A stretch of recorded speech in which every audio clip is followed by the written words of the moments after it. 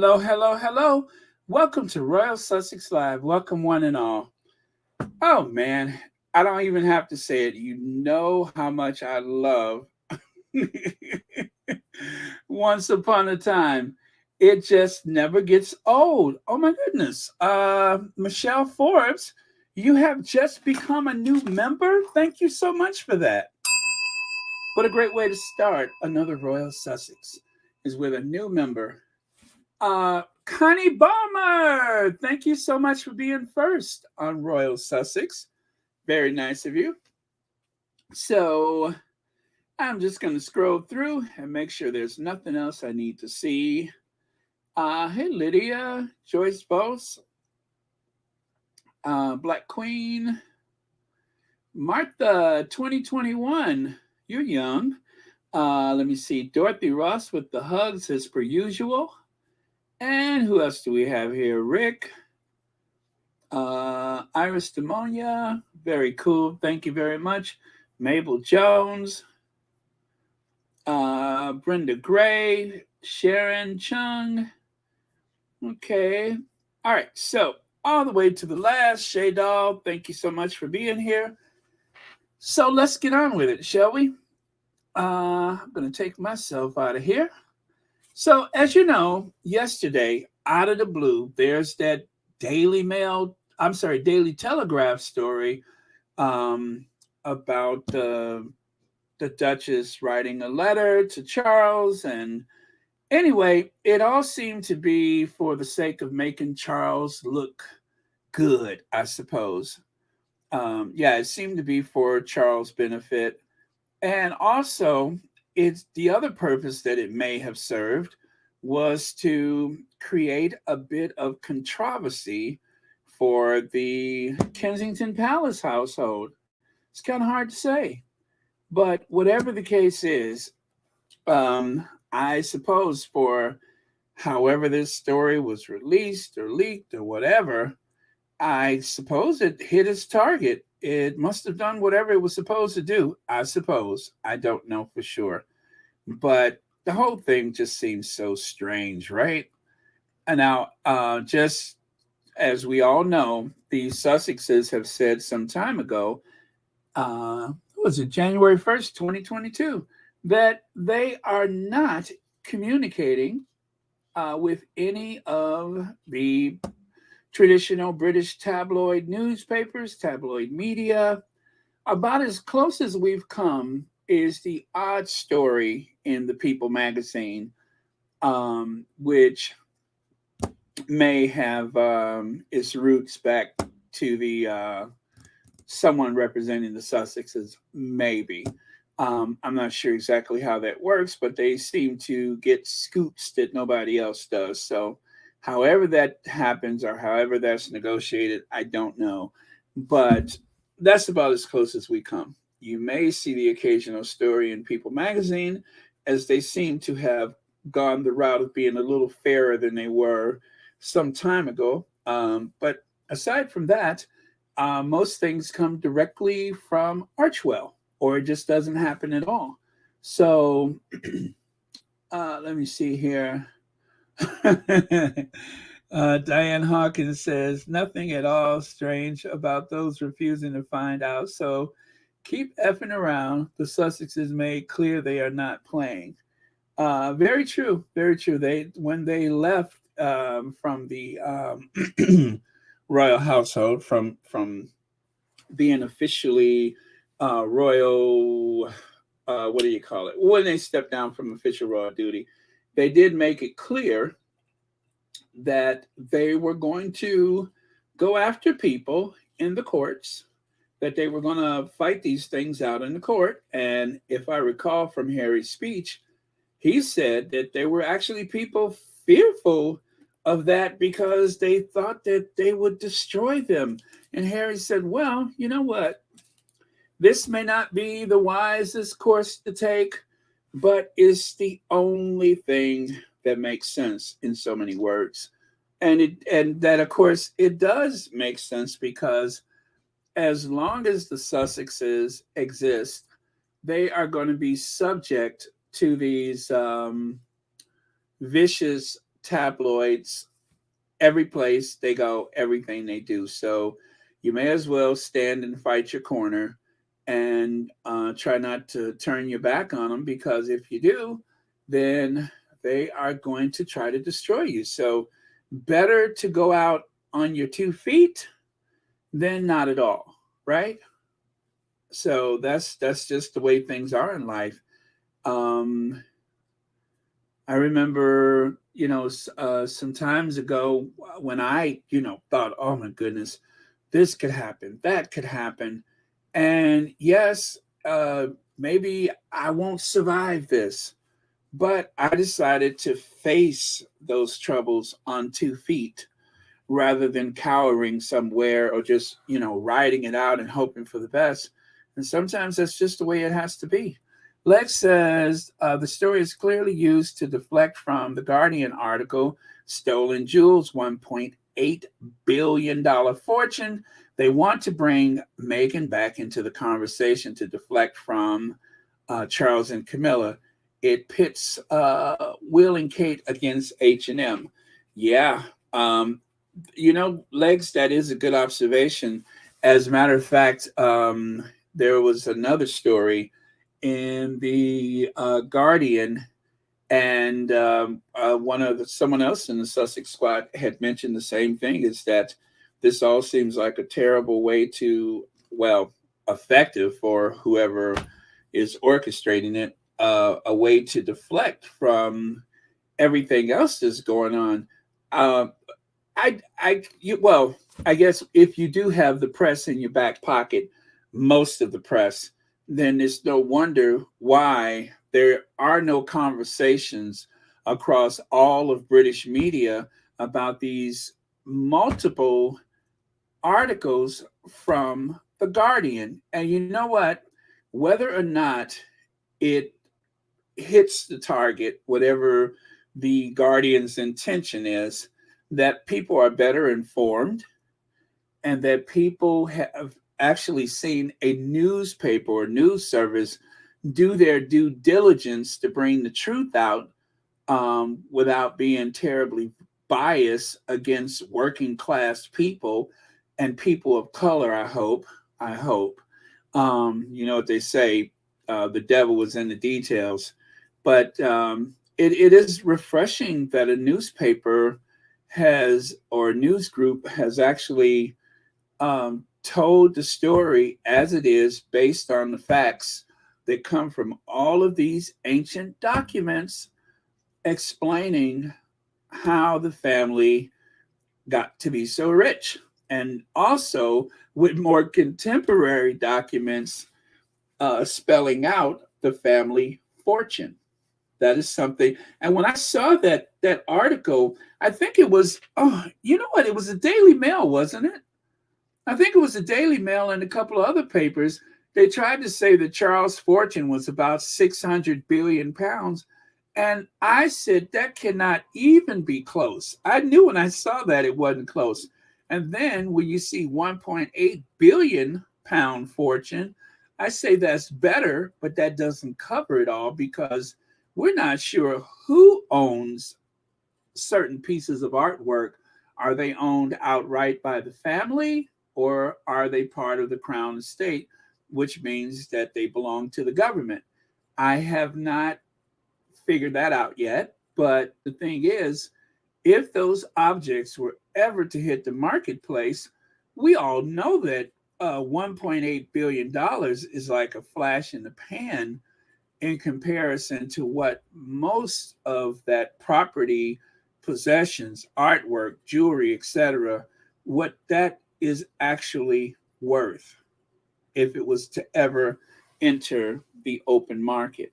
I mean, if you had to insure those items, how much would you insure it for? Whether it is public crown estate property or private property, how much could you insure that property for? That would be very telling. Thank you so much, Lex. Always a pleasure. I appreciate it. Thanks for the super chat. Um, God's Child says people may not see coronation protests. ITV News announced police will use full range of powers and all necessary steps to prevent disruption and protesters planning to throw those alarms and spook the horses. Well, God's child, remember what I said. And see, this is why when people are like, are you going to do something for Archie's birthday? I'm going to be documenting that day. That's what I'm doing. I'm documenting. I'm going to make sure that I have receipts. And anybody else who, don't go out of your way to watch it, but anybody else who's going to be on social media that day, especially if you're on Twitter, save those receipts. If you're not even on Twitter, save those receipts. Anything that you think is of interest that you could share, or save or possibly share at some time, save those receipts so that when they try to create this narrative about how smoothly things have gone and, that nobody mentioned Diana that day and all that kind of stuff, we'll know better. We will know better. And when the time comes, we will be able to share that with people. But there's a lot of things from the Queen's funeral that the royal family, they went to, I think they flagged certain things that day, like when they went to St. James Palace and proclaimed Charles as king, and that was met by a huge amount of boos. And then when you see it later on in the news, it's not there. But it was on social media, so a lot of people have that as part of the permanent record. So when they try to make this case about how popular Charles is, based upon what? Because we have all this evidence to say to the contrary, that there was very little turnout, most likely, and what there was a lot of people protesting. And given what's happened in London today, you can rest assured that it's going to be quite a situation on Coronation Day. I do pray nobody gets hurt. That includes any member of the royal family, whoever. I don't want anybody to get hurt. I hope that they're not throwing things or whatever. But it's going to be very interesting because it seems as though, and mind you guys, not all of this has to do with just getting rid of the monarchy or abolishing the monarchy. A lot of it has to do with exactly what we saw in London today. The cost of living crisis, the crisis with the NHS, and of course, the other unions and workers that feel like they are getting a bum deal. All of that is going to probably hit the streets of London on Coronation Day. So, yeah, I'm not doing a marathon for Archie. I know there was at least one person had reached out to me. No, I'm going to be documenting, and I'm going to keep an eye out for Harry. And if there's anything threatening or disparaging that happens that day where Harry or even Meghan or anybody else concerned in the Sussex side of things, I want to make sure that I have saved it or documented it. So wherever it comes from on social media, that is my plan. So thank you, God's child, and thank you for the super chat and for being a member of Royal Sussex. Greatly appreciate it. But yeah, so that's the way it is. And, I wouldn't feel so obligated, but for the fact that, yeah, Harry is going to be there.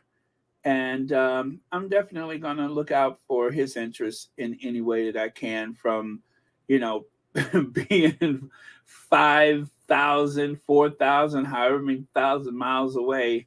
That will be part of my day. So,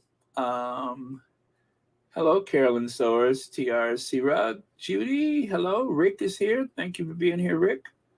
M. Covington, thank you so much for being here. Oh, thank you, Rick, for the super sticker, and thank you for watching Royal Sussex. Happy Sunday to you. Okay. Oh, wow, a lot of comments. Okay. Oh, Arnett McCluskey, thank you so much for the super sticker, and thank you for watching Royal Sussex. Big Mama's in the house. Hey, Big Mama. If we just be patient, Charles and William will destroy each other and the monarchy. Absolutely. Absolutely. So, yes. And you know what? That reminds me, Big Mama. For those of you that are on the social media, whatever platform, do not threaten anybody and please don't make it personal. It's okay to state the facts and everything, but if you know that these things may cause embarrassment or something like that to the Sussexes or anyone else for that matter that you may stand up or defend, then your cause is lost once you have crossed that threshold of making things too personal or even worse, threatening someone, because then you get yourself in trouble. So thank you so much, Big Mama, for that reminder. Okay, so I need to get back over on this side of things. So there you have the Valentine Low given the legal letters that have been sent by the Sussex's lawyers as well as the palaces since the story was published. It seems I was wrong in assuming that it came from the Sussex camp. Sorry to all about that, but even more intriguing. Okay, so there was a little denial at the end in the way he finished that, but okay, fine.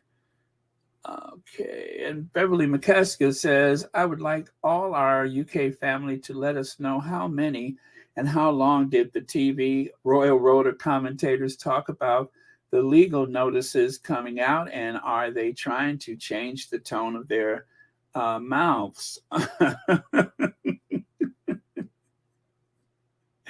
Well, I tell you what, I do believe that because of the docuseries, the book, and even to some extent the archetypes, that the Sussexes have been able to speak up for themselves, humanize themselves to people who really did not know them and viewed them through the prism of all of the negative commentary and such, because they have, I guess, given people an alternative point of view about who they are and what they stand for. The tabloid media, the press and such, there's only so much of the hate and vitriol that they're going to get away with, and especially that they can comfortably get away with before they realize that there's so much more stacked against them. They are working really hard not to even gain marketplace by the things that they say and do, but they're working really hard to try to keep people tuned in more often to generate clicks and to sell papers or whatever, because we know that their audience is shrinking, but their impact is still very large on the greater public because you still have a lot of people that will start a TikTok channel or start a YouTube channel or someplace else on social media and generate hate and suspicion and lies toward the Sussexes because it sells, because it makes money. So still there is that impact. It may not help them so much financially, but and even with the so-called royal experts, a lot of them just cannot get work on American television anymore, especially the more that the Sussex squad have pointed out certain inconsistencies, lies, and of course, vitriol. Some of them are just not on American television that much, and some of them not at all. Hen Pal, happy Sunday, everyone. Every little thing is going to be all right. I agree with that. Thank you so much, Hen Pal. And thank you for that lovely and kind words that you shared with us. Happy Sunday. Okay, you guys listen to Hen Pal. They know. All right, so here you have the Duchess's response from yesterday, or the Sussex Archwell Foundation, whoever their official word from Team Sussex is. The Duchess of Sussex is going about her life in the present, not thinking about correspondence from 2 years ago related to conversations from 4 years ago. Any suggestion otherwise is false and frankly ridiculous. We encourage tabloid media and various royal correspondents to stop the exhausting circus that they alone are creating. Quote, end quote. There you go. So that is from um, the Sussexes. Oh boy, that hurts. You know what? Those white letters on the black background always bother me, but that's the way it was issued yesterday. Okay, so right here. No, you haven't. This is a leak straight out of Team Sussex. Now, Leg said yesterday, I think it was Lex had said that Emily Andrews had also accused the Sussexes of issuing or leaking, should I say, the presence of a letter. And I did find it yesterday, but then also today, I made sure that I included that with the slides. So that is the actual comment as tweeted by Emily Send in the Clowns Andrews. And you can see there, Dorinda Kerr said, how do you know? Why would they? And then, of course, Stevie, is that Shilling Law says absolutely untrue. So, I mean, it was very swift. I think it was very swift the way people started calling out Emily Andrews and the Valentine Lowe. And let me see here. And Richard Palmer. Richard Palmer. I mean, there were people who immediately cried foul. So the message from the Sussexes, even from the Sussex squad, it is working. It is working. People are seeing the truth. And in some cases, in real time, you have people clapping back at the royal rodents no sooner than it comes out of their mouth, which is refreshing and reassuring. So Richard Palmer, he said yesterday, interesting piece by Victoria Ward. Is the Duchess of Sussex again engaging in the sort of selective briefing she accused the palace of using to undermine tentative efforts to repair the damage between her husband and his family? Was this done with Harry's agreement?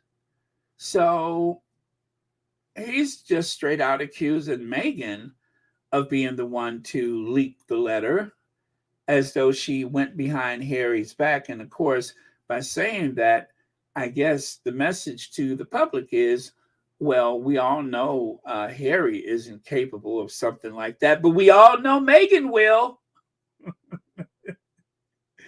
You know, we all know the woman of color. You know how they are. They're so clever, those people. That is the message that I'm getting from Richard Palmer, is that it's Meghan being shady again. So I don't know how he followed up or if he's followed up from there. I didn't even look at his Twitter to find out.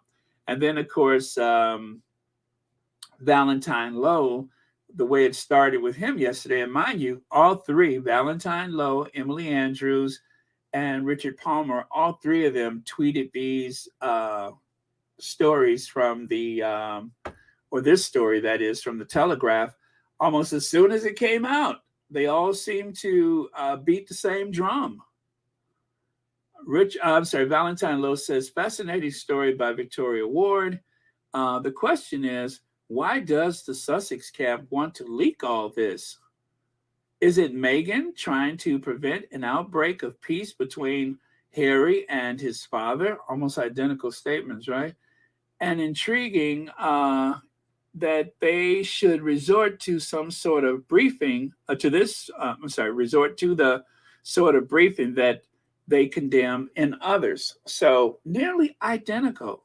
That's what's intriguing, is that Richard Palmer and Valentine Lowe, almost as though they were talking to each other.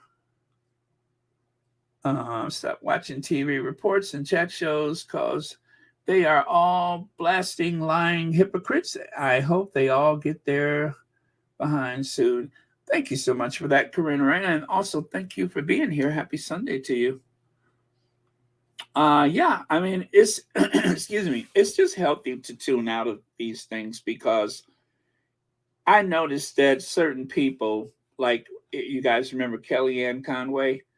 Kellyanne Conway, I could feel my breathing change when she was on television. And it always bothered me because when she would go on shows like The View or on Bill Maher, there was little or no pushback. And then, of course, anything that the House regular panelists or whatever, anything that they tried to push back with was always so weak and so tepid and so just didn't have any teeth. And that would just frustrate me more. So I have learned to tune away from those kind of things. Is it Lisi D? Thank you so much for the super sticker. And thank you for watching Royal Sussex. Happy Sunday to you. And Jacqueline Squash, the official chaplain of Royal Sussex, says, good evening, Baron, moderators, and Squatty family. Yes, we are praying for our Sussex family and Mama Doria, that no weapon formed against our faves shall prosper. We are praying without ceasing for them. God's blessing. All right. Thank you so much for that, Jacqueline Squash. Always lovely to have your prayers. And that, of course, is Jacqueline Squash, the official chaplain of Royal Sussex. Thank you so much for that.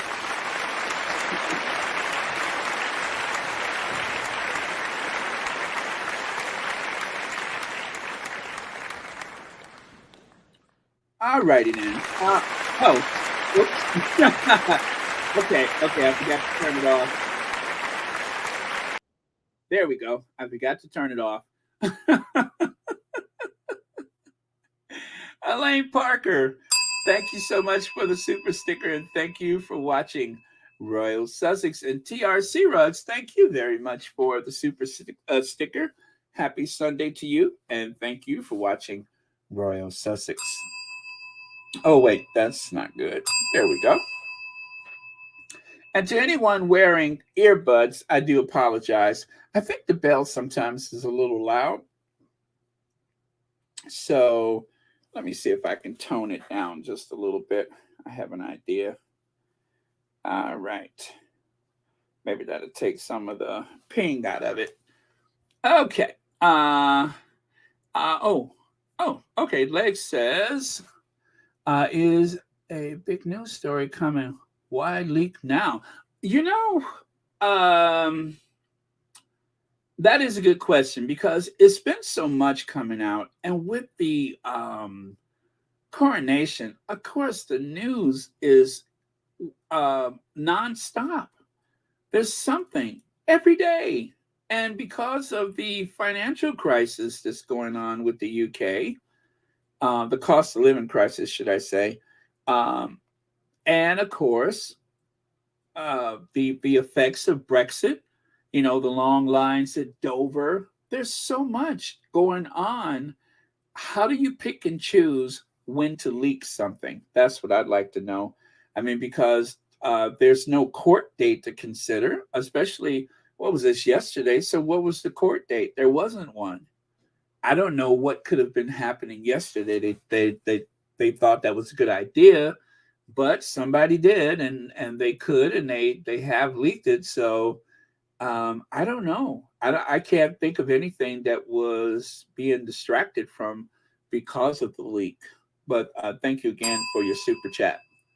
Oh, that sounds better, I think. I've muffled it a little bit. Okay, let me go on to the next slide. So I did that one already, didn't I? What is fascinating? King wrote Meghan that Oprah said sadness reply. Oh yeah. So okay, I understand what that is. So these were the two, Richard Palmer, Valentine Lowe, And then, of course, we talked about Emily Andrews almost coming out at the same time yesterday, which was she didn't actually blame Meghan, but on this tweet, but as Legs pointed out, it was here that she claimed that the Sussexes, Team Sussex, was responsible for that. So there you go. All right. So now take a look at this. Prince Harry's media war continues with phone hacking claim against Son. Harry seeking at least £200,000 in damages over alleged hacking, including while Rebecca Brooks was editor. Now, this came out yesterday. This was in the Guardian. Prince Harry's war against the British tabloid media will resume on Tuesday as the royals attempt to drag the Sun's former editor, Rebecca Brooke, back into the phone hacking scandal. And then, as you can see at the bottom, this is a quote from one of the squaddies. The timing can be awkward for King Charles with the court hearing taking place just 10 days before his coronation. Harry's not taking Charles to court, so why would it be awkward? Was the BP British publishers? No, British BP leak to distract from this? I don't know. I mean, I don't know. I don't see how that would distract from that. Could the timing be awkward? Well, I don't know. I mean, because he's not taking Charles to court, so why would it be awkward? This was the EP. I don't know. I don't know what it was supposed to satisfy. Why Saturday? I mean, that seems like a Sunday story, right? It seems like something big that you would have in a Sunday paper, not a Saturday paper. So I don't know. You guys try to figure it out because I don't know. M. Covington, enjoying the program. Thanks. Well, thank you so much, M. Covington. And thank you so much for watching Royal Sussex. Happy Sunday to you. Almost forgot what day for a second there. Bright Eyes PBMJ says, I think they leaked it so they could have talking points all week on talk shows. They are not expecting Meghan to answer them. Well, of course not. I mean, that's why it's so strange that they would even say that Meghan leaked something, considering what she had been through with leaking of a copyright from a letter of her own possession that she sent to her father. And then just a reminder, I hope I get this right. According to British law, the author of a letter has the copyright. Even if you send that letter to someone, you as the author of that letter, you have the copyright. And the person who you've written a letter to should not be able to profit from it, right? I don't even think they're supposed to release it to someone, or at the very least, I believe the law protects you from a newspaper publishing the letter. Now, the Daily Mail and their lawyers probably understood that, but because they did not expect the Sussexes to sue, they did not expect the Duchess of Sussex to sue, they decided we'll just take our chances. And even when the odds were stacked up against them that they were going to lose that case, they kept trying to push it forward and extend it and appeal it just to keep the letter and the story in the public airways so that they could monetize it by writing even more stuff about it. And then, of course, they had to pay a settlement, an undisclosed amount, to the Duchess of Sussex. And they also had to print an apology or an acknowledgement of some sort, which, of course, was so vague and ambiguous. Who would even know what it was about unless you know? So that is why the whole idea of Meghan leaking a letter of any sort would be so ridiculous. And then whoever However, this story got out. I mean, that is opening up somebody to a lot of trouble. And let's not forget the three reporters that seemed to insinuate that it was Meghan who leaked it, or that someone from the Sussex camp leaked it. I think they're going to be in trouble. I think they're asking for trouble by doing that. That was so reckless and irresponsible. What were they thinking? What were they thinking? Or are they just trying to make a name for themselves? But that was just stupid. God's Child says, Hope Valentine Lowe apologized on the actual hard copy newspaper. Most of their target audience, the elderly who read newspapers, don't go online. Otherwise, that lie will fester in their minds. Oh, great point, God's Child. You get a bell for that. Thank you so much. That is a great point. Joy Amore says, it's a shame Chucky throws away his only grandchildren of color mother, his daughter-in-law, to the pack of wolves for his selfish, greedy, suspected bat and thief. Exactly. Well, thank you so much, Joy Amore. A lot of passion in that one. Let me see here. Beverly McCaskill says, oh, I'm sorry. That's not for me. All right, let me continue then. So here, this is what's going on in London today, or what happened in London today. Now, at the top is a quote from one of the squatties. As you know, I don't like to use their actual Twitters sometimes because I don't want to flood them with stuff from the derangers that may be watching. So I'll just let you know when there's a quote from someone else, like I just did now. So the BBC's Twitter account has today included stories of Queen Mary Queen Mary II voyage canceled. Wow, okay. Prince Louis's 5th birthday. Babies born on Coronation Day in Stafford to receive mugs. Proclaimers removed from Coronation playlist. And thief steals puppy, but zilch about. Oh, let me pull that down so I can see it. About the big one. And I guess the big one is the protest is going on today.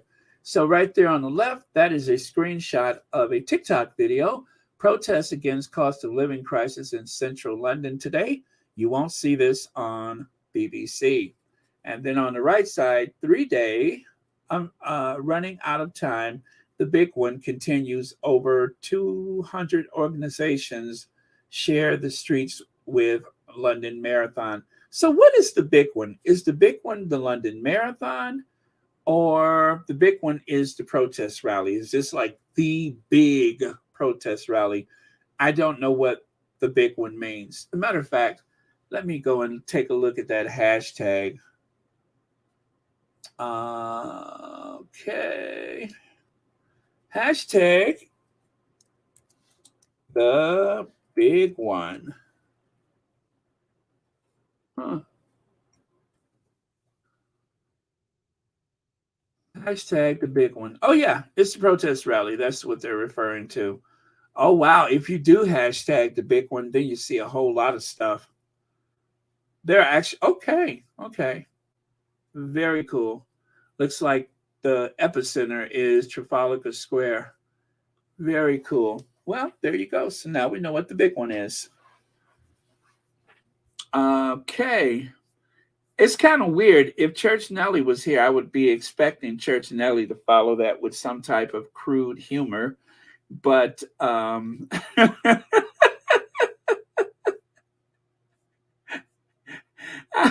would be expecting Church Nelly to follow that with something whimsical and crude. But since Church Nelly may not be here, we'll just have to use our imagination, right? Okay. All right, so I'm going to move on. So, congratulations, Dr. Shola. This morning, I was in tears. I told hubby I was scared I wouldn't finish. the London Marathon. He listened to my, what is that? Wise and Reminders. What is that? Wise and Reminders. And reminded me, listen to my okay, my wise, maybe that's a typo, and reminded me that I can and I will finish. He was right, and God confirmed it. Oh, that's lovely. For my dad, rest in peace, and every man I stand with you to defy prostate cancer. Thank you, Prostate Cancer UK. How lovely is that, Dr. Shola? I actually saw a video that she posted where she was like running and holding the phone up with the selfie camera. And she's like, woo, woo. It was adorable. Maybe I'll try to have the video for you guys tomorrow. My allergies. I'm getting like a post-nasal drip going on. Let me see. I hope they all get in some serious trouble, and I pray that Harry and Meghan hit them with a lawsuit each and every time. Enough of the lies and attacks. They really thought that Harry and Meghan. Okay, thank you so much for that, Judith Reynolds. All right, and moving on. Back in 2019, I thought this was cute. Back in 2019, there was someone who ran in the marathon, and then toward the finish, they donned on a Big Ben clock. I think he didn't put it on until toward the end, but he crossed the finish line with a Big Ben clock tower. So that was pretty cool. Yeah, that's fun. I like stuff like that. Pretty clever. If you guys have never watched the marathon, I have to tell you, there are people that dress in costume. I've seen Wonder Woman. I've seen someone painted head to toe in green. All kind of weird stuff that you see in a marathon. If you don't run it, it's even fun to watch it too. That is a lot of fun. All right. So, Hoghead, someone in the Sussex squad, was nice enough to post this. Piers Morgan, the biography. Well, let me see. It was $17.99, and that didn't work. Then it was £4.25, and that didn't work. And then it was, what is it? 50p? Is that 50p? Yes, and that didn't work. And then it went down to 1 pence. And that probably didn't work either. Next stop, the fireplace. Yeah, throw that thing in a furnace. I'll take my chances with global warming. Just rid the earth of it. So Hoghead's book didn't do so well. But check this out. Again, someone in the squad posted this. I think it may have been the same person. Harry beats Piers at his own game. And you can see there on the left side that Piers Morgan's book sells about 5,650 copies in a year in the U.S. Piers Morgan sold an astounding low number of copies of his latest book, even with his millions of followers. And then if you take a look there, gosh, that didn't work out so well when I posted this. It's very blurry. But top 10 fastest selling memoirs by UK's first week print sale volume, of course, Spare, followed by Alex Ferguson, Tony Blair, Mrs. This Is Me, Mrs. Himch, David Beckham, Barack Obama, Paul Burrell, Royal Duty. That was 2003. Royal Duty. That's you know what? I told you that is a funny name for a book, especially when you think of Paul Burrell, Royal Duty. It's like him admitting he's a little piece of crap. Royal Duty. He's a little piece of royal crap. He's like something that a royal flushes down the loo on any given day. Royal Duty. He sure is a royal duty. First class piece of crap. And then let's see, Don Finch, Russell Brand, And the last one there is it Sheila Hancock? Yeah, Sheila Hancock. I don't know who that is. Hold on, you guys. Oh, my allergies.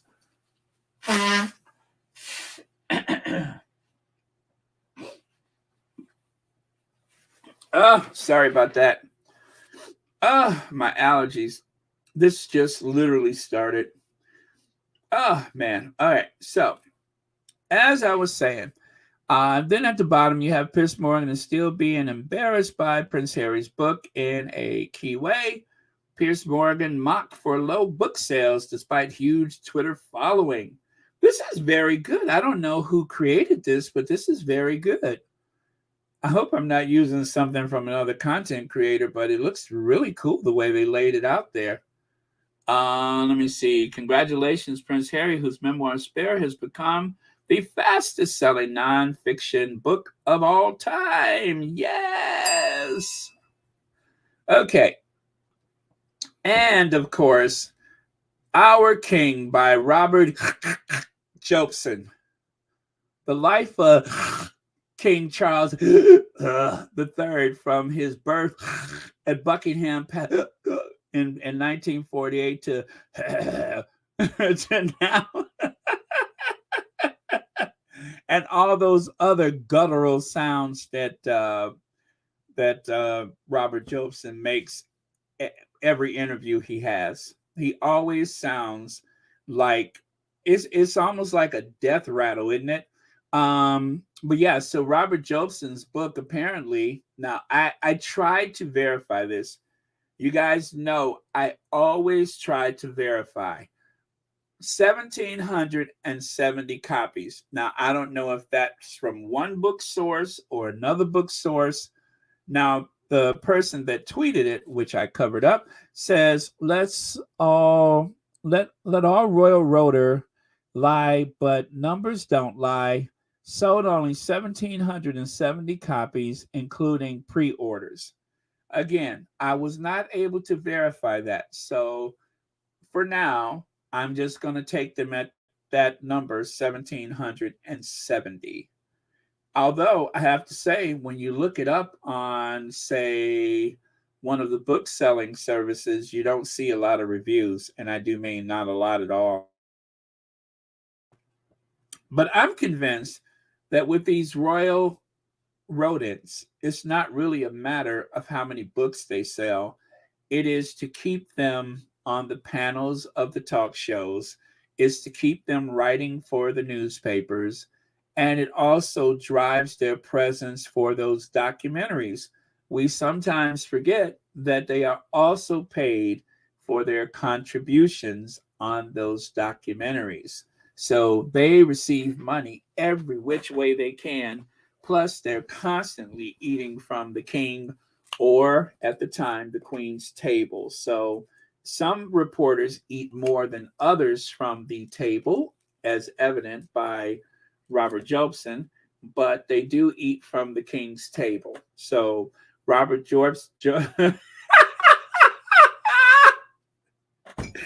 never mind. Never mind. I'm not about to start with him. Okay, so let me move on. Now, Royal Sussex tried to reach out to Robert Jobson for comment, and he was unavailable. So, my best guess is that may have been that large, shadowy figure that we saw ducking into a McDonald's standing at the menu board. So, again, Royal Sussex did reach out to Robert Jobson, and he was unavailable for comment. Apparently, he was cited in a McDonald's franchise, working the menu board like he was in a Las Vegas slot machine. So, um, that is not a man at a casino. That is Robert Jobson. That is Robert Jobson standing at a menu board in a local McDonald's franchise. Shut him down, Robert. Shut him down. So there you go. And of course, I tried to reach out. Well, I'm sorry. Royal Sussex, tried to reach out to Robert Jobson on his Twitter account, and that was also unsuccessful, again, per McDonald's franchise. Michelle B., thank you so much for the super sticker, and thank you so much for watching Royal Sussex. Happy Sunday to you. Thank you so much for being here. So, yes, we did try to reach out to him, and we were unsuccessful. I guess Royal Sussex just cannot compete with a McDonald's franchise. Sean, if you are downstream, or should I say, if you're opposite a light source, whether it's the sun, a street lamp, or a headlight, if you're opposite that and Robert Jobson, there is going to be a huge, and I do mean huge, dark shadow. It's almost like an apartment building sneaking up on you. So yeah, that shadow. Let me stop. I did not mean to go in on Robert Jobson today. So, all right, you guys. I got a bunch of slides coming up. And Cloud Nugget is another squatty that posts the Daily Squad. And the Daily Squad is a newspaper, a fictitious newspaper, dedicated to the Sussex Squad. So there you have the Daily Squad. Worst royal crisis in 85 years. Well, you guys know we've heard that before, right? Worst crisis in 85 years. And of course, there's the Randy Andy bombshell headline. And so, good morning, squatties. Well, now that Princess Meghan has effectively cleared the carnival of clowns, I believe it's time the UK media place the focus where it truly belongs. That $12 million island hopping disgrace that is a stain on their beloved monarchy. So there you go.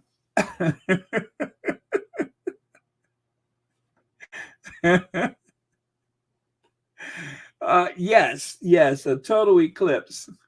Yeah, did I say shadow? I should have said eclipse. Thank you, Sean. I stand corrected. That eclipse. So, palace in meltdown over coronation arrangements for the disgraced prince. King's aide locked in talks as to where to seat the prince Randiness, and guests are in fear of being photographed with. I love it. Anyway, Cloud Nugget is good. I love it. Connie Balmer, thank you so much for the super chat. May God bless Harry and Meghan. May we also be blessed. Amen to that, Connie Balmer. Thank you so much for that. And as always, thank you for being a member of Royal Sussex. Happy Sunday to you. And remember, those memberships are still a bargain at just $4.99. Let me see. And then it says Andrew's despicable island visit plunged the palace into chaos. And then I cannot see that smaller writing there. But anyway, pretty cool. I'm loving this Daily Squad. Now, it got me to thinking, though, right? So here is the original paper, as you can see, in reference to Harry and Meghan, worst royal crisis in 85 years. I beg to differ. I beg to differ. Now, as you know, Her Majesty the Queen gave that famous speech. 1992 is a year that I shan't look back upon with undiluted pleasure. It was a anus. It was a angry anus. Whatever she says, it was a horrible anus. So that's what happened in 1992, right? Well, you guys know the story. Joy Amore, thank you so much for the super sticker, and thank you for watching Royal Sussex.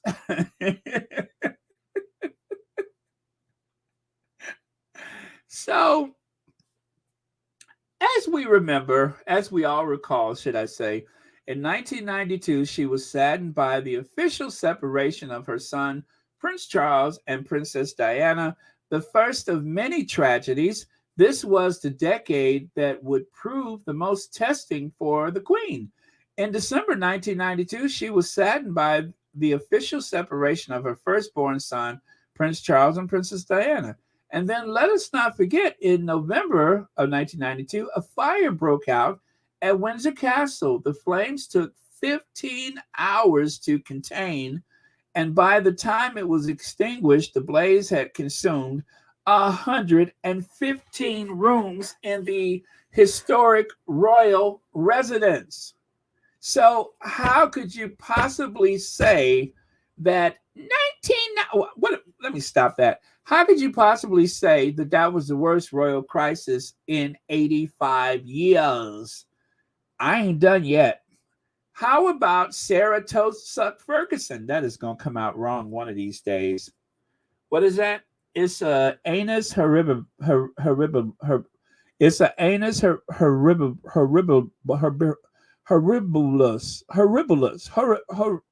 Yes, I like I said, it was an angry anus. Um, so Fergie sells Andy for £500,000. That is a horrible year. How about Fergie with her foot in somebody's mouth? And that is, I hate to say this, but let me just tell you, that is a cropped photo. If you look at the broader photo, her children were running around the swimming pool unsupervised. Her children were running around the swimming pool.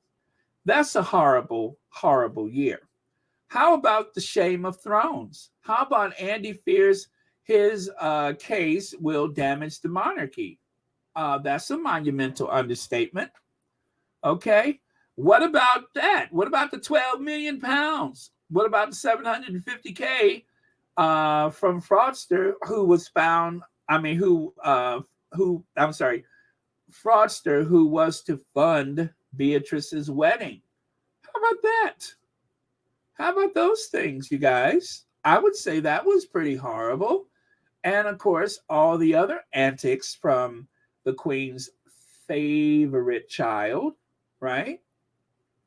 So when they and the reason why I'm pointing this out, I have nothing against the Yorks, but I'm sick of them pointing their fingers at the Sussexes, accusing them of hastening a 99-year-old man's death, hastening a 96, 97-year-old woman's death, when they lived a life second to none, right, in all the care and comfort that the British taxpayers could afford, and not to mention the antics of the rest of the family.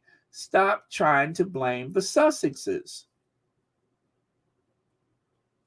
Devani Gordon, greetings, Baron, our very vigilant and no-nonsense moderators and all the fearfully and wonderfully made squatties. Squatties going up to conquer in the name of the Lord, trusting all remains well. Thank you so much for that, Devani. I really, really appreciate it. Those are beautiful words. Oh, really? Really? Denise Welch spoke about this. Loose women in defense of the Sussexes. Well, good, because I ain't done yet. So, of course, what about the Wessexes? How about Sophie and the tapes that she made where she was bashing and belittling the royal family? How about the parties that she had at work? Huh? What about that?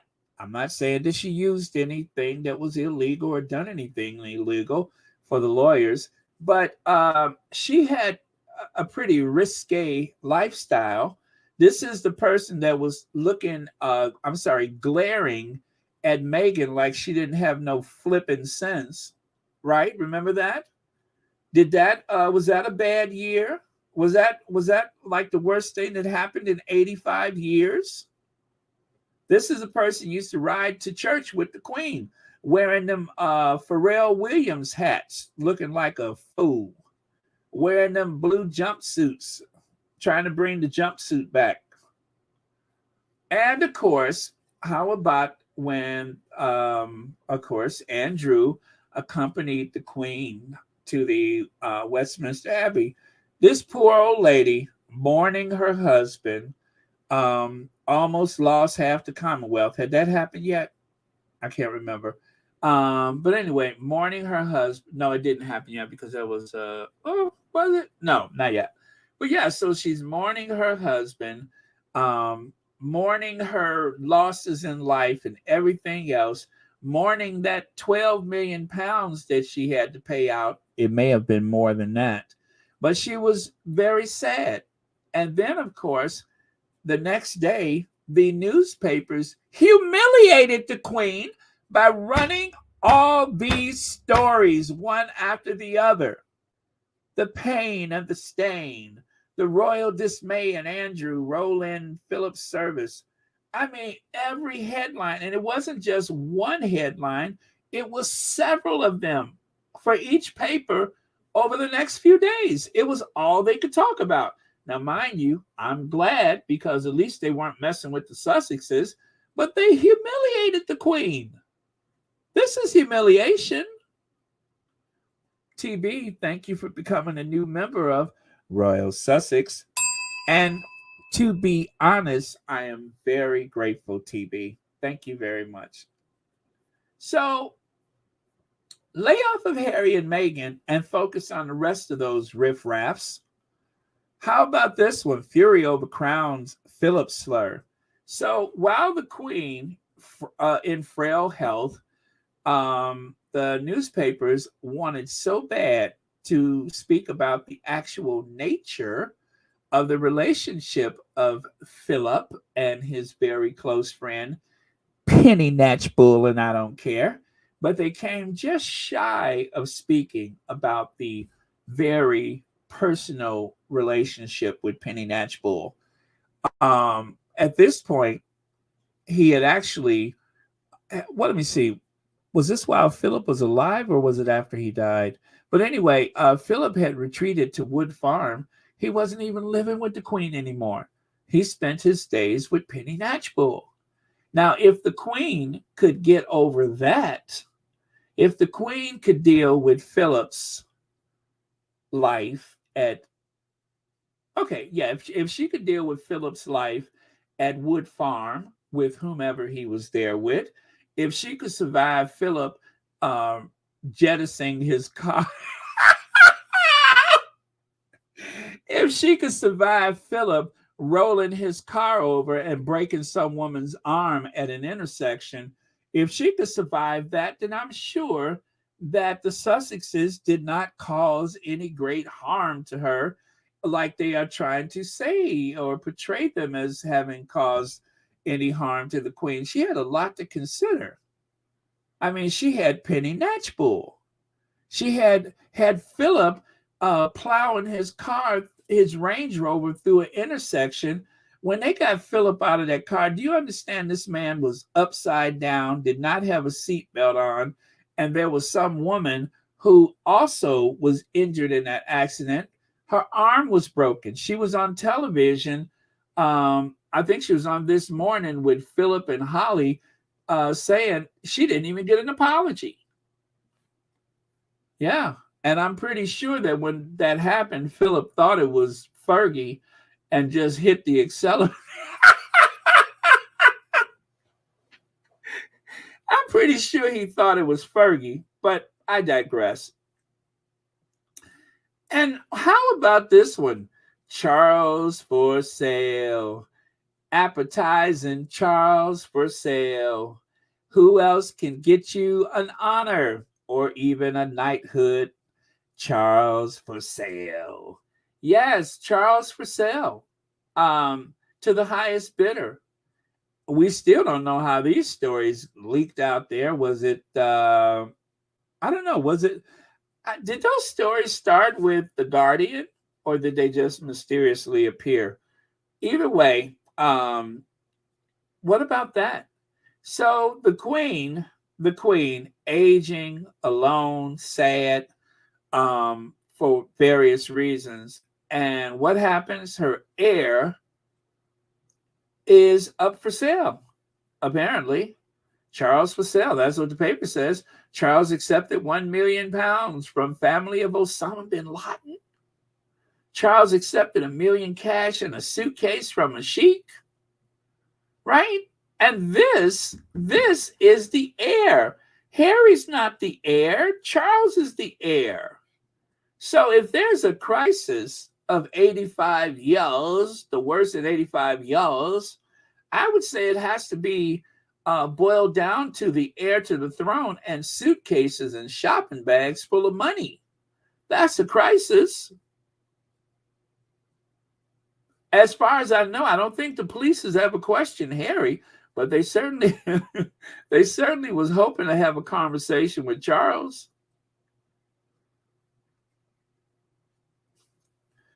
And of course, how about Charles' special friend?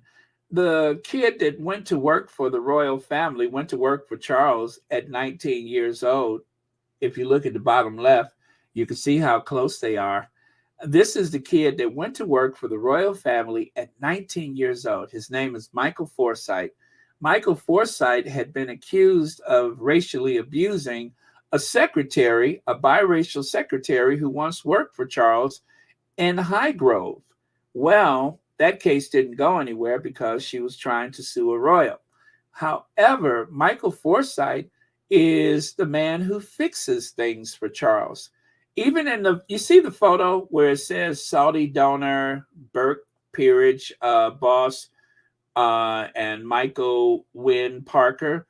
Well, look behind Michael Parker. What do you see? You see the guy in the double-breasted suit with the pink tie, and you can barely see his face is cut off, but that's Michael Forsyte. Michael Forsyte is everywhere. He's the fixer. He fixes things for Charles. He has little or no education, but what he lacks in education, he makes up for with some pretty dodgy behavior. I can't even get into some of the things that he has been accused of for legal reasons, but it is common knowledge that there was someone else who worked for Charles who had accused them of having done some despicable things in that household, and I'll leave it at that. But yeah, so that's the person that the Queen seemed to be very concerned about.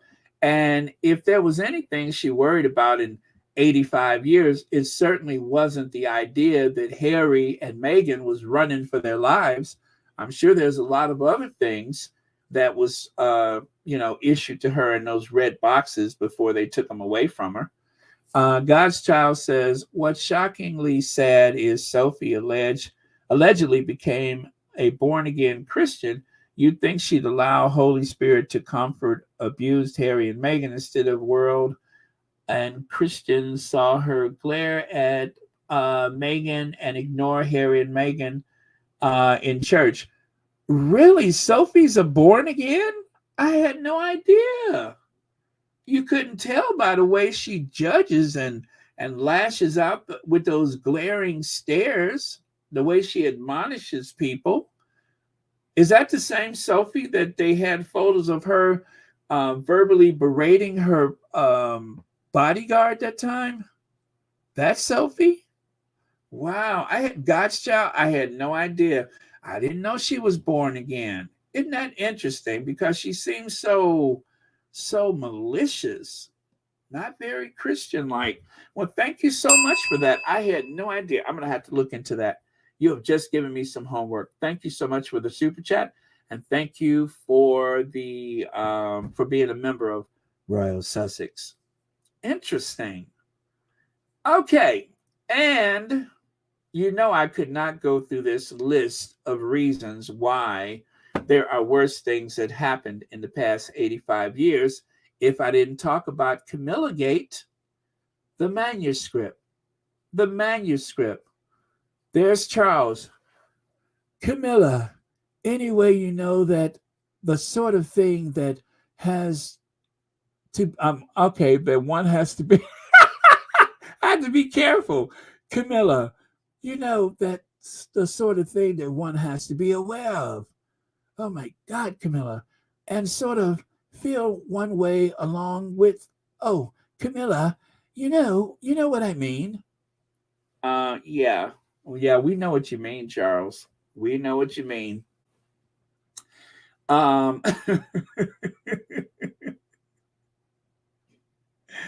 I just couldn't imagine someone being in the ladies' room and asking the person in the stall next door, "Excuse me, do you have another Prince Charles? I seem to have forgotten my Prince Charles. Do you have one?"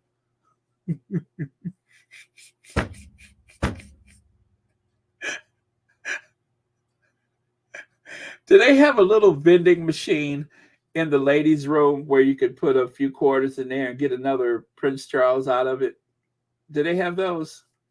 I'm just asking for a friend. Okay. I'm just asking because I would imagine that they have like a little vending machine with a picture of Prince Charles on it in every ladies' room, right? So just in case you run out, there's a vending machine that just happens to have a picture of Prince Charles on it. Anyway, again, I digress. So, having met her several times, I really like Camilla, but but the PR, that is, not Royal Rotor, but the PR campaign and span of the last week has been extraordinary.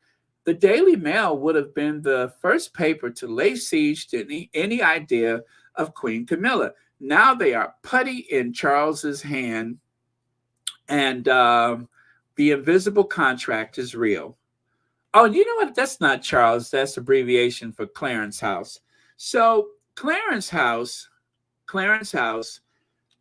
mentioned or that Camilla was supposed to be queen consort. Emily Andrews, Richard Palmer, they were the ones who thought it was rather odd that that happened. Now, this is the same Camilla that the Queen avoided meeting for years. It took her 5 years to meet Kate Middleton because she just didn't want to be bothered. And Camilla, it took even longer than that. The Queen hated Camilla. And yet somehow the woman that she detests so much has become not only queen consort, not only married to Charles, but she is now simply known as Queen Camilla. That was not supposed to happen, right?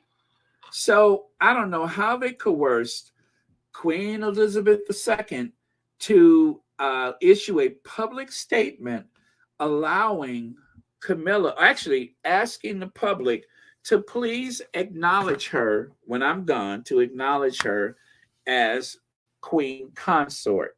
Okay. So there wasn't much pushback to that, as evident by what Emily Andrews and Richard Palmer said.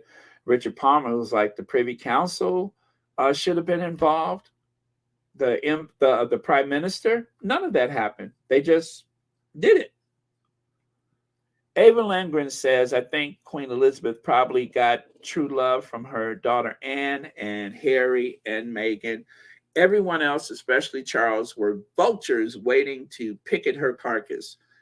All right, I'm going to give you a bail for that one. I like it. And sounds very accurate. So now, right here, someone in the squad mentioned, I bet the Queen is rolling around in her grave knowing that Camilla is wearing her jewelry. Do you guys see that necklace Camilla is wearing? That necklace was actually a wedding gift. That was a wedding gift to the Queen, and Queen Camilla wore it to Germany. That was a gift to the Queen. That necklace was actually created, I believe, to go actually to complement that fringe tiara that she has on, and I believe that is the tiara that she wore on her wedding day. I think is what is it, the Queen Alexandra fringe tiara? Well, anyway, the necklace was designed to complement the tiara. Now, as you are probably aware, there's no way in the world that Camilla could have got that tiara on that gigantic head of hers without smashing it to 1,000 pieces.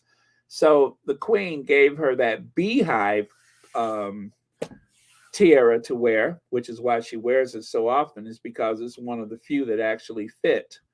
Um, but still, she went to Germany wearing the queen's necklace. How tacky is that? Camilla Parker Bowles, a lazy woman like Kate Middleton, avoids work source claims. We all know the sources are true, by the way, when it has to do with that. So, two of the laziest people, two of the laziest people in the royal family is going to inherit, or should I say, will be conferred the title of queen. One already is queen, the other one is a queen in waiting. They are going to be known as queens, much to the sadness of Elizabeth II, who didn't really care for Kate and thought even less of Camilla. I mean, I have to say, whether or not you feel any sympathy for the Queen, this is some legacy to leave behind. Hey, BW's in the house. This is some legacy to leave behind. Now, I'm not done yet. So there they are.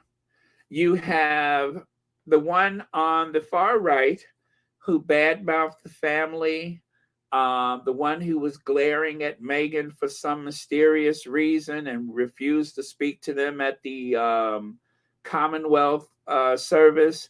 And then, of course, Camilla, who is actually not capable, but who has done so many offensive things. I'm not even going to spend the time to name them all, but she still has not denounced anyone for mistreating Meghan, in particular, Jeremy Clarkson, who just a couple days later was invited to go to a Christmas party after he was gnashing his teeth all night and dreaming about horrible things happening to Meghan.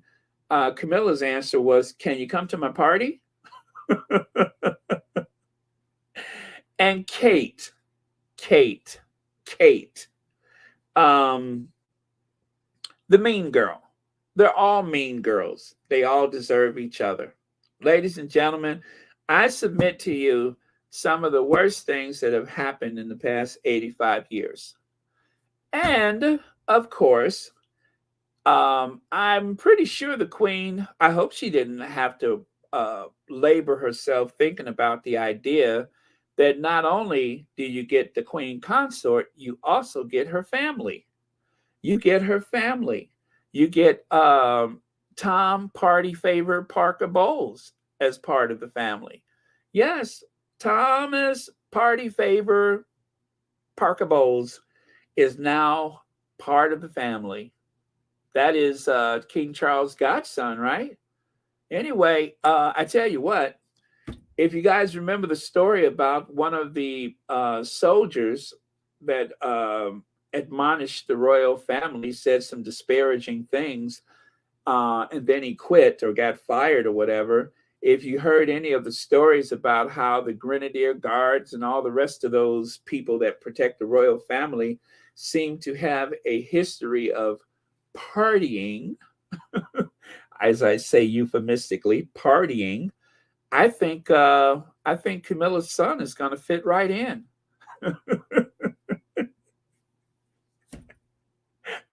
He's going to fit right in. I mean, he's going to take to royal life like a hand to the glove. And of course, I would be remiss, even though I don't know what that means, I would be remiss if I didn't mention the other thing that has happened in the past 85 years that not only has been damaging to the monarch, or the monarchy rather, but also very painful to the Queen. We'll never know, of course, but I wonder how the Queen felt when she got her morning paper and saw this, huh?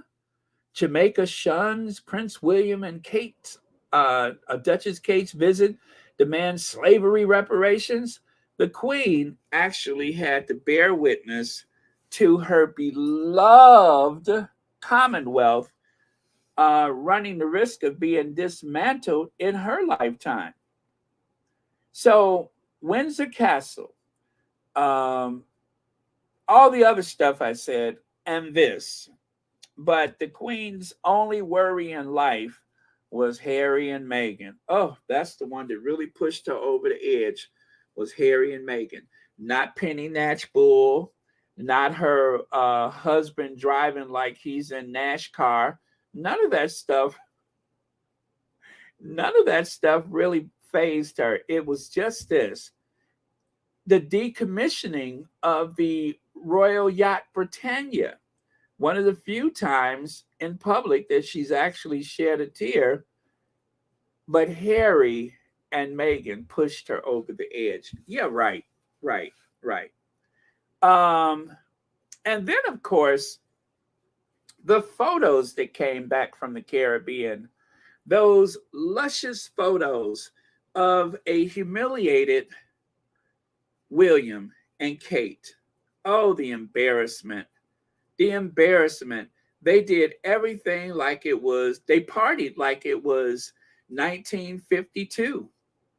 But da, da, da, da. I was dreaming when I wrote this, so sue me if I go too fast. Dun, dun. Anyway, they partied like it was 1952. Right down to the colonizing costumes that they wore. So I guess I submit my case that if anybody suspects that Harry and Meghan has been so damaging and so painful, and I hope there's a few haters watching that is taking notes. If anybody ever thought that Harry and Meghan has caused any harm or heartache to the Queen, consider the rest of that family of social misfits. Let's see. God's Child says, "Oh my God, wearing QE2's jewelry." Kate, is that Kate allegedly wore her jewelry on the day she was buried? Give it 2 years or three, for God's sakes. Right. Give it a little time before you wear the jewelry. What's the let's see. What a message to the world. The mail in the old days would have highlighted this. God's Child, you're absolutely right. You're absolutely right. The Daily Mail would have made a big funk about it, but they did not because they were too busy trying to hate on Harry and Meghan. Absolutely right. Big Mama says that's what pushed her over. Will and Kate lost half the common. Exactly. Exactly. Lily Bell Grant says she's praying for Prince Harry. His court case hearing is on Tuesday this week against Rupert Murdoch's son. We need to pray for victory for Harry. These evil people must not win. So I believe the case starts, but I don't think Harry's going to be in court until June. Unless they change the schedule, Harry is not supposed to be in court until June. They actually mapped out a timetable for all interested parties. Now, that doesn't mean Harry won't be there. He may show up anyway. But according to the schedule, Harry is not supposed to be in court until June. That was the last I've heard of it.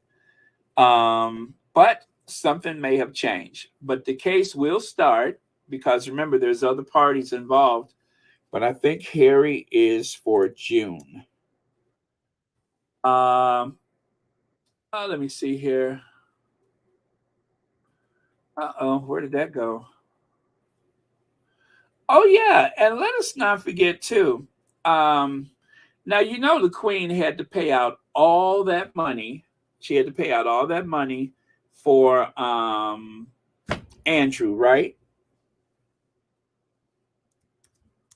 But what about the other money that actually there was a debt incurred from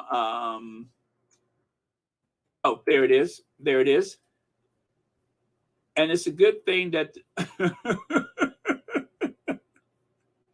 okay, the debt. Here it goes. Yes, Prince. Prince. Trenchtown wants $245 billion. That's what Trenchtown wants.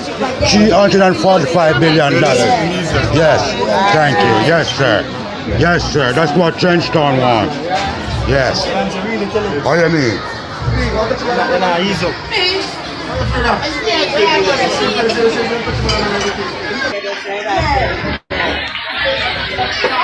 Yeah, so there was a huge amount of debt. Not only did they lose half the Commonwealth, but they also came back with a bill for 335 million pounds or dollars or whatever. They came back with debt.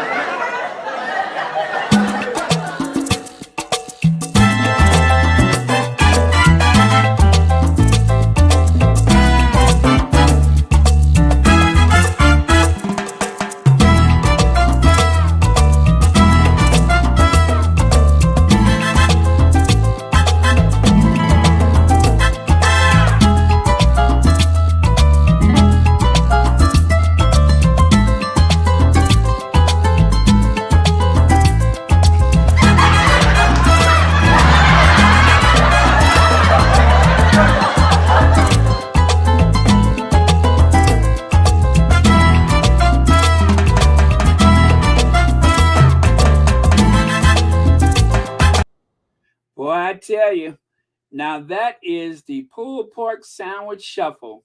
That's what it is. It is the pulled pork sandwich shuffle. That is one of the reasons why some people will travel all the way to Poland for a good pulled pork sandwich. Doesn't everybody? Or should I say, doesn't everybody who works for Kensington Palace? I'd say yes. I'd say yes. And of course, do you guys, I'm just throwing in a little extra piece of petty. Do you guys remember? Now, it had to be confusing to people when they saw this picture, but yet, according to one of the papers in Belize, it shows their disappointment when they found out that it wasn't Harry. In pictures, right, it says, Prince Harry and Kate arrive in Belize to begin Caribbean tour.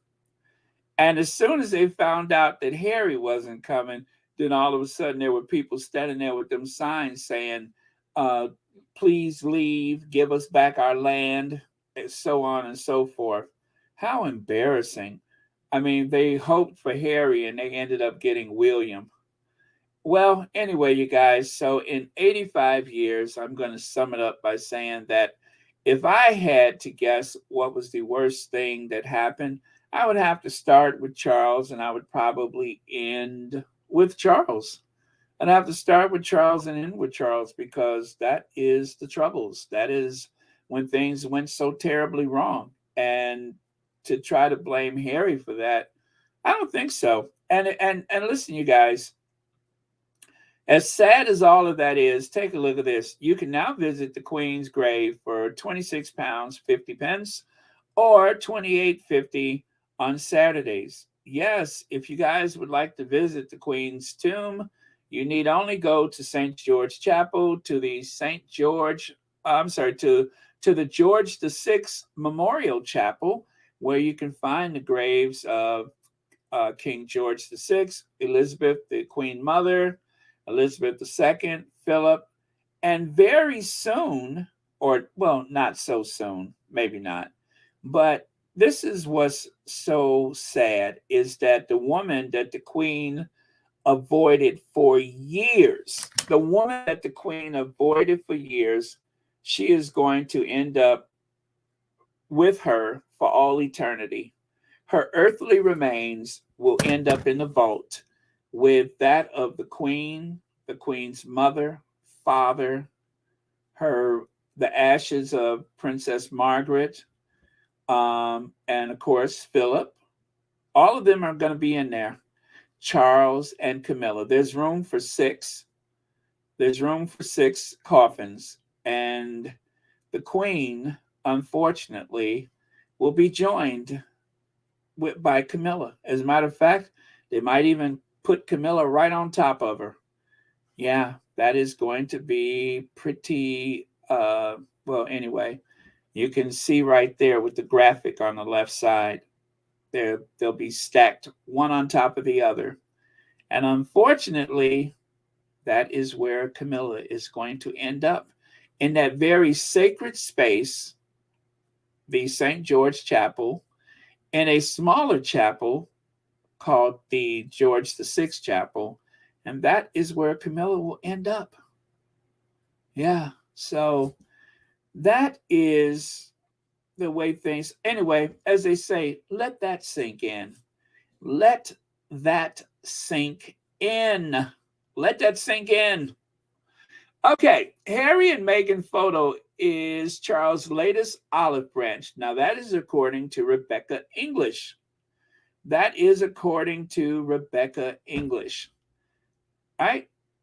Well, and I suppose that's what they had in, well, that was her article. So, yeah.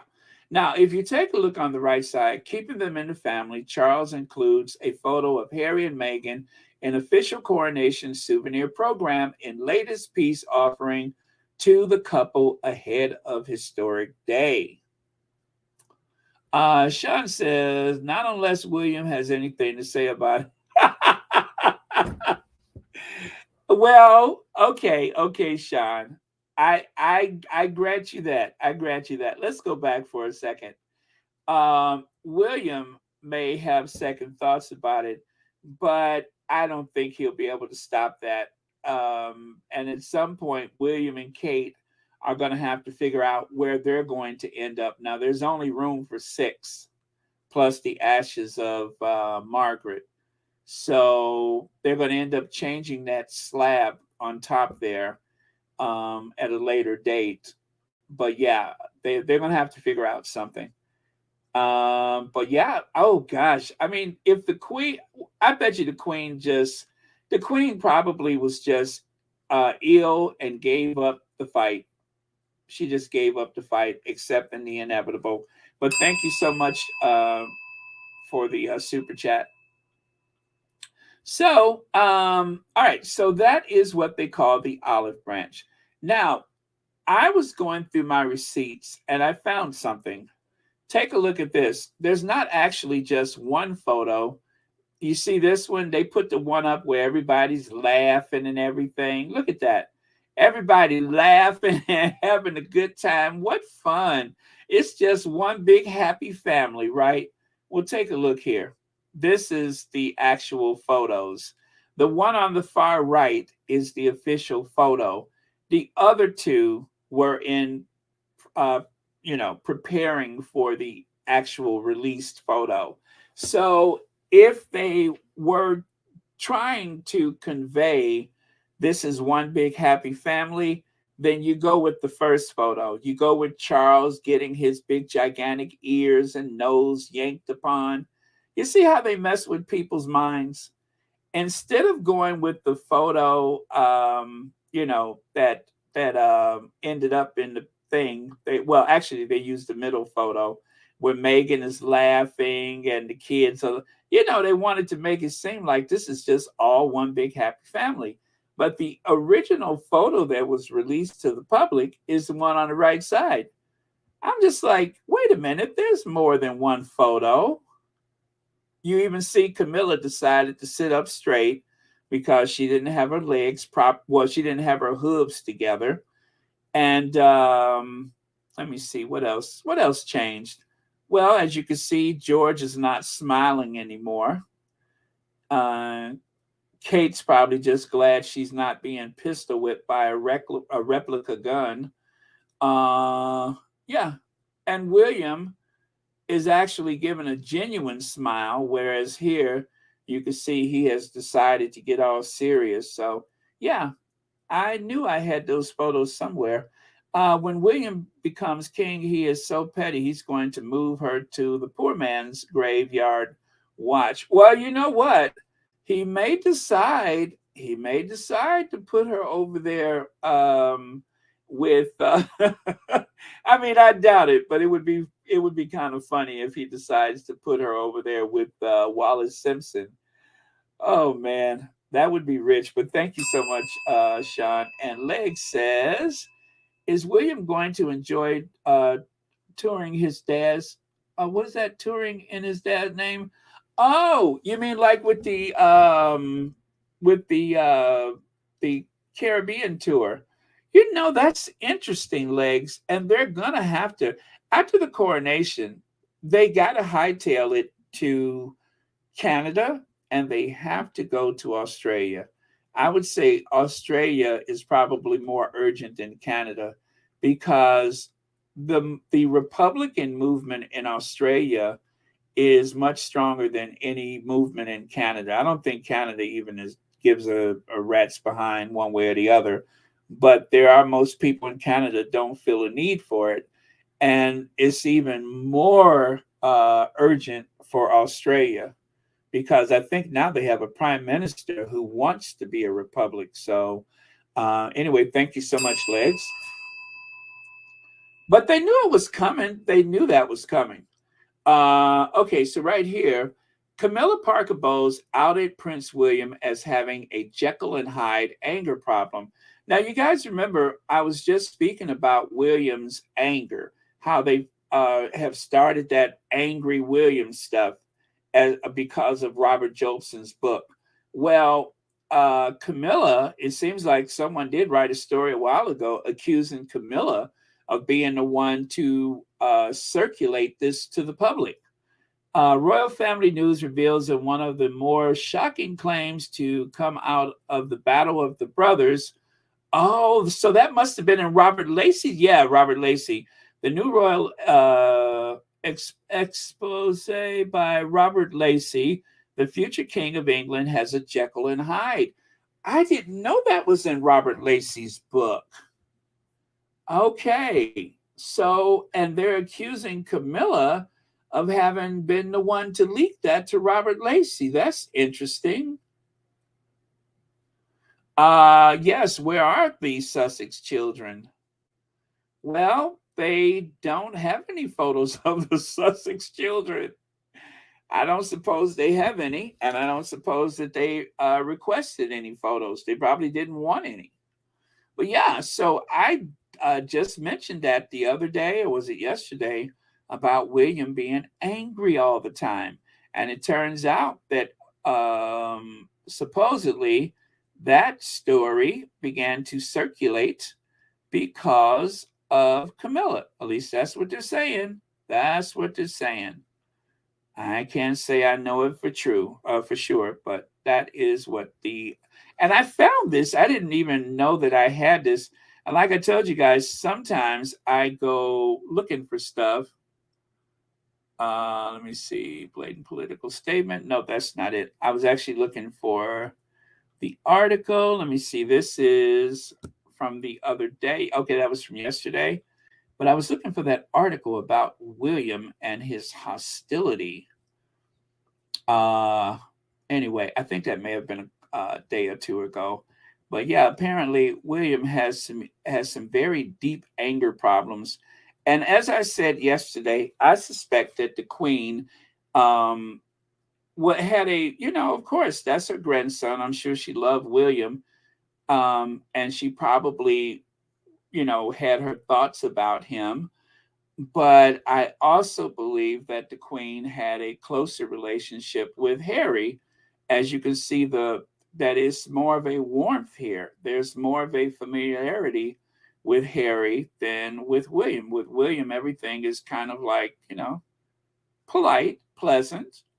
But then there's she probably had her suspicions about William, right? And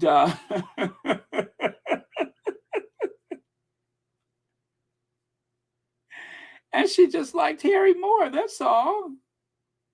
That's all. There's no harm in that. Everybody has their favorites, and so that was the Queen's favorite grandson, and Harry could command a certain amount of attention and love and consideration that was not available to angry, bitter, mean, cruel William.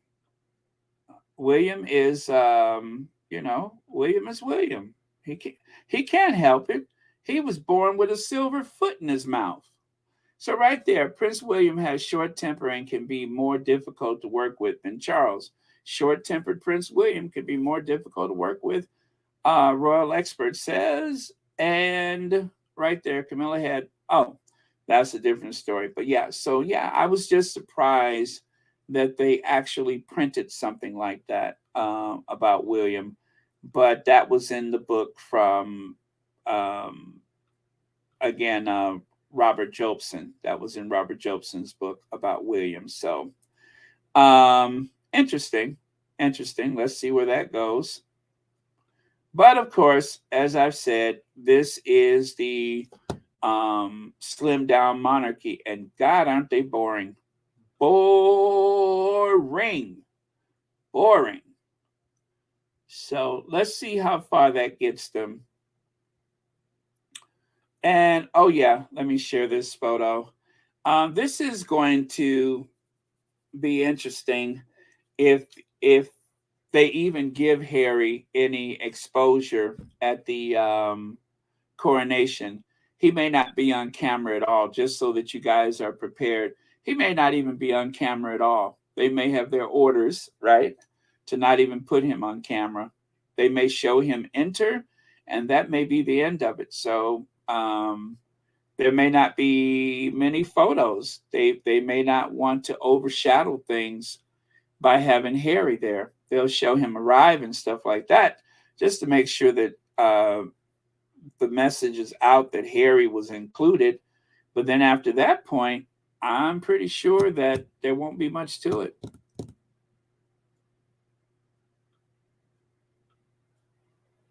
Prince William is not always the easiest person to work with, according to the royal, what is that? No, I'm sorry, New Royal Book. I think that's what it says. He can be difficult. Yeah. He's driven. He's a driven person, and he's driven. Come on now. He's driven.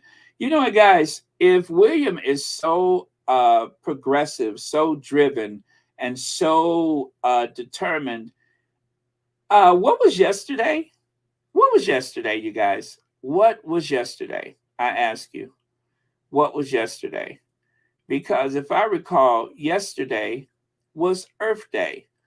I don't recall seeing anything from Earth Flop from William or anything to do with Earth Day. Earth Day was mentioned, of course, on the Archwell website, but I don't recall anything coming from William. There was no big event sponsored by Earthshot or anything like that. There was nothing from William. If there was, I didn't see it. I think he and Kate went out and had fun playing bartender or something like that. But if you would think that something like Earthshot, even though the coronation is coming up and they got stuff to do, you would think that William and his team would have put something together for the occasion, but they certainly did not. So, let me see. They planted 2 trees and adopted a stray cat. All right. That's okay. That's not very monumental, but okay. Thank you for sharing that information. I do appreciate it. All right, so right here, check it out. Orff with their hit, Orff. The Proclaimers, which I think is a band, the Proclaimers, have hit song 500 Miles pulled from the Coronation playlist because they are anti-royalist views. Again, there's a band called the Proclaimers, and they have a hit song, 500 Miles. They had it pulled from the Coronation playlist. They do not want their music played at Charles III's coronation. The Proclaimers will skip the coronation. Alba MP Kenny McCaskill, the Proclaimers, uh, like many in his country, wouldn't cross the road, never mind walk 500 miles for his junket. For this junket that will cost a fortune at a time when many folks are living in misery. Good Lord. You guys, I'm not expecting anything horrible is going to happen on the day of the coronation. I really don't. I think that the Metropolitan Police are very expert when it comes to crowd control. They have done a magnificent job in the past, and they are going to continue to serve the public, to serve the king and everybody very well. So nothing major is going to happen. But I will say this: there's going to be an outbreak of protest, and they will have them very well managed. But it is going to make the news. But with everything going the way that it is, either Charles is the most unlucky person on the face of the earth, or people just don't like him. Because there was mention about the Queen's funeral and the cost of it. And then they even tried to say that the Queen thought it was a bad idea, but then they told her, "Oh, Your Majesty, the people will require this." And so while they were planning for it in advance and have been for years, they want us to believe that the Queen thought that they should not have the big event. Now, Philip is very pragmatic, was very pragmatic, and Philip said he just, what did he say? Just chuck me in the back of a Range Rover and get on with it. Philip did not want a state funeral. They did not have a state funeral for Philip. They had a funeral, and that was it. So I think that this coronation is going to be a moment when a lot of people are going to protest. If there were people that were protesting for the Queen, even though they were few in numbers, could you imagine how people are going to lash out during this coronation, this event? Marilyn King, thank you so much for the super sticker. And thank you so much for watching Royal Sussex. And also, thank you ever so kindly for being a member of Royal Sussex. So, yeah, there you go. And then there's this. This is from another squatty who has a. Oh, actually, this is from same squatty from earlier, Cloud Nugget. Hey, squatties, do you know anyone who has been affected by trollitis? Well, there's help available, and the staff is super friendly. So they have a service called the Rangers service that you can trust, right? It's the Rangers. Anyway, they're there to treat trollitis.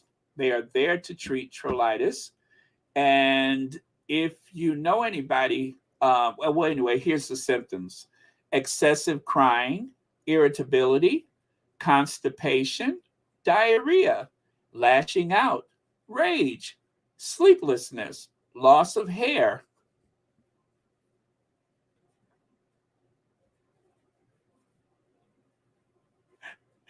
Loss of hair, um, depression, palpitations, loss of appetite. Do you guys know of anyone who's suffering from a loss of appetite? Anybody? Okay. I'll continue. Uh,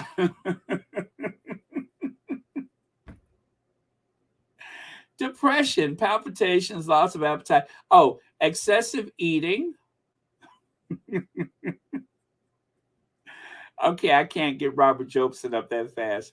But excessive eating, mood swings, unable to reason, uncontrolled hate, limited brain function. Okay, let me see.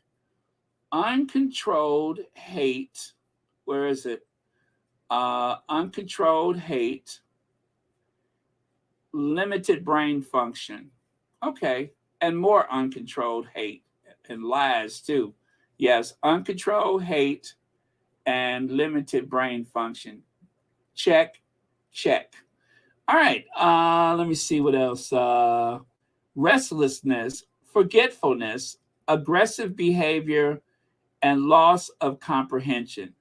If you are experiencing any of those symptoms, seek professional help or start taking trozolite.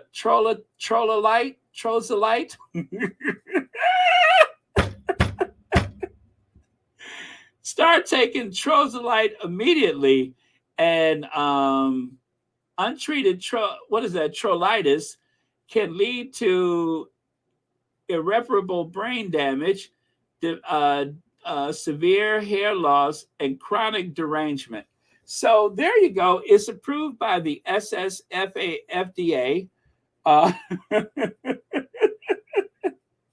oh, that's the Sussex Squad FDA. Yes, so the SSFDA, the Sussex Squad FDA, approve of Trolls Alike.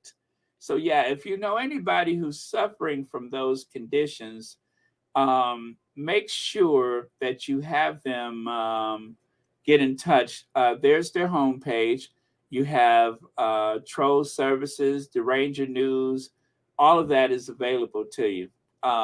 Anybody who's suffering from trollitis. Okay? Now, as you know, from time to time, Royal Sussex has reached out to the Princess of Wales, the newly minted Princess of Wales, for comment, which is exactly what we did today. Obviously, it'd be. I would love to have met her, and she's obviously she's an inspirational woman to look up to. Obviously, to this day, and going forward and things. It is. It's a wonderful family. The members who I've met have achieved a lot, and very inspirational. So yeah, I do.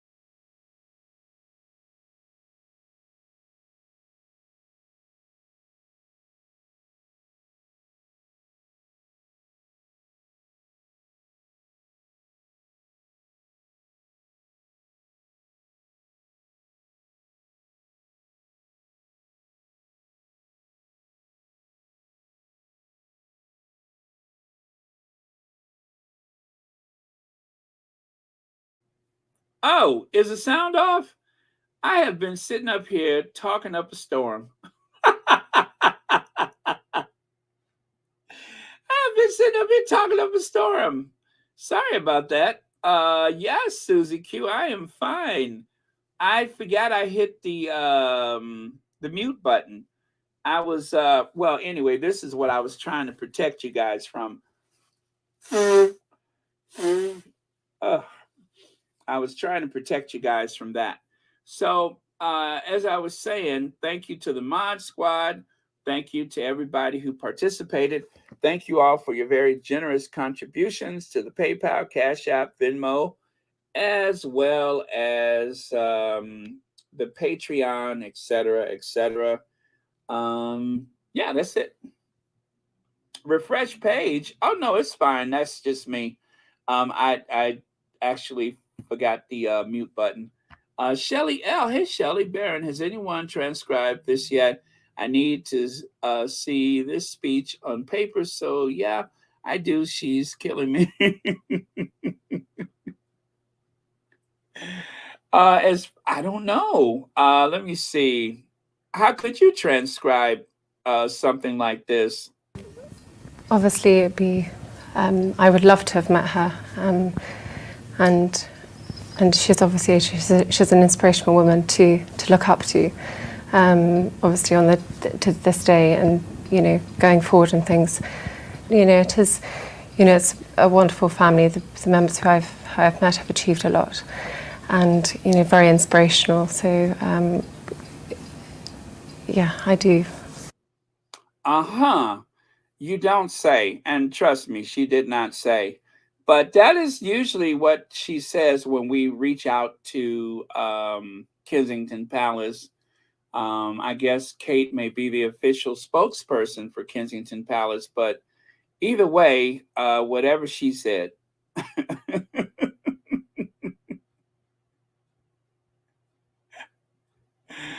Oh man, obviously, and yes. Anyway, you guys, as always, we finish up with our queens that we celebrate for having created, for having given life to the most famous, most impressive royals of today, the most respected, well-regarded royals of today. I tell you, without our queens, where would we be right now? So thank you, Doria. Thank you, Diana. And let me see. And we'll be looking for the last word of the day. Oh,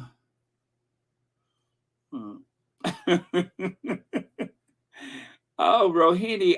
Well, it's part of that poshness of Kate's. Kate is so posh that she has to say everything very smooth and methodical. You understand. That's how the upper crust, that is how they speak to one another. And Kate has taken it to a new level. I'm not saying to a new height. I'm just saying to a new level. And all right. But yeah, you guys, we're done. So pile out if you want to. We're just going to end with the Ginger Avenger. And again, I do believe Harry's court date is in June, but do check it out. And like I said, Harry may show up sooner. He wasn't expected last time for the preliminary hearings, but there he was. There he was. Okay, Baron, when you next reach out to Kensington Palace for comment, please request an interpreter. Yes, that's a good idea. Could you imagine if Kate wrote her autobiography? Could you imagine Kate in her own words?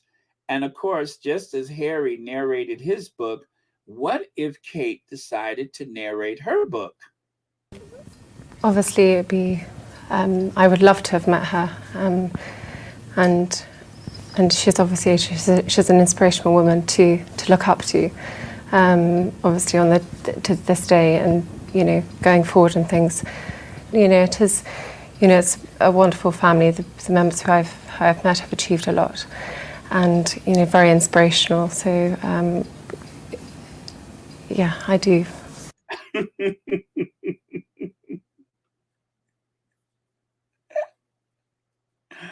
And of course, you guys, I have already found the perfect image for the book. The book cover image is this one right here. That's the one I choose. Either that one or this one. I think this one right here. Put that on the front, put that on the back. That is the perfect book cover for Kate in her own words. Whatever those words are. Yeah. Kate, what she said. That's it. That's the name of the book. Kate, what she said. Uh-huh. There you go. I knew I could sort this out. But you guys, the only book that is going to matter is the book that I hope they're working on right now. And that, of course, is Our Duchess. I cannot wait for Our Duchess's book to come out. It is going to be riveting. And if there's any way that you could prepare yourself for what's in that book, just consider the way the Duchess has worded some of the things in the past. Like, for instance, when she wrote that letter after her court victory over the Daily Mail, she referred to it as a daily fail. So, yeah, think about that.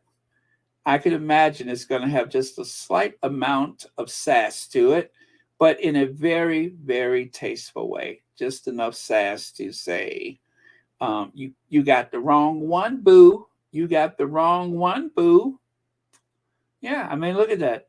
The Duchess of Sussex is going about her life in the present, thinking about correspondence from 2 years ago related to correspondence from 4 years ago. Any suggestion otherwise is false and frankly ridiculous. We encourage tabloid media and various royal correspondents to stop the exhausting circus that they are alone, that they alone are creating. So just enough sass to let you know I am nobody's fool. So that is what I'm expecting from the Duchess book. It's going to be a very polite dragging. It's going to be a very polite dragging. The only way Our Duchess could. All right, you guys. So the last word for today, something that unites all of us, I would say something that brings us all together. I'm looking. I'm looking.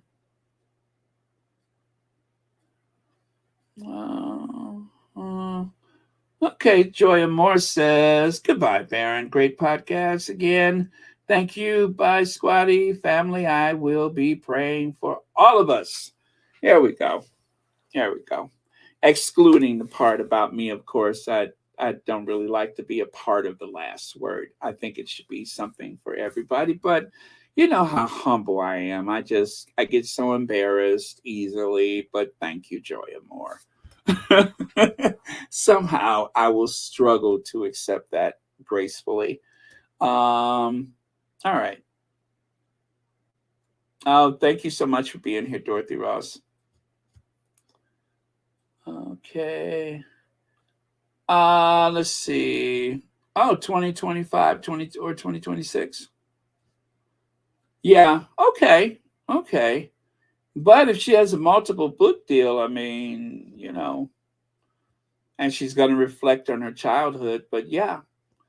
Well, I tell you what, when it does come, the timing will be impeccable as per usual, considering that it is from Our Duchess. I would expect it to be perfectly timed, and when it will be at the most advantageous time for everyone involved. So, yes, I think that sounds good. 2025, 2026. I hate to wait that long, but whenever it comes, I'll be here for it. All right. So, with that, you guys, I am going to avenge ourselves out of here. But why don't we start with this one first, and then we'll go to Ginger Avenger. Wait. We'll start with this one first.